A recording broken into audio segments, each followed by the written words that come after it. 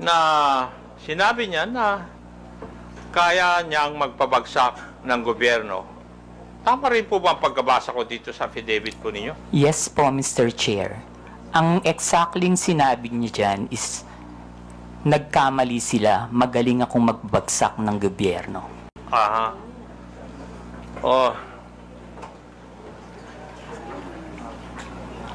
Sa tingin mo, kaya po ba niya talaga? Mr. Chair, hindi po, kasi nagtatago po siya ngayon eh. Tama. Meron. Yung,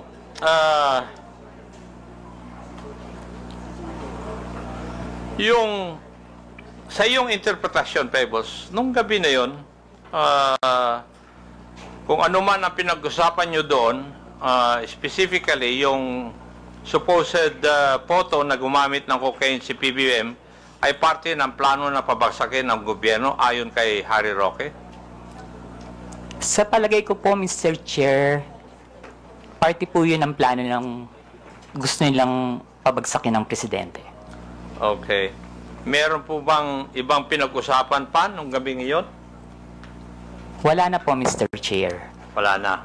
Okay. Now, meron ka rin binanggit dito sa iyong affidavit, yung may rally sa Vancouver, Canada. Dito po yata, inirelease officially, yung photo na pinag-usapan ninyo doon sa Hong Kong may rally. Yes po, Mr. Chair.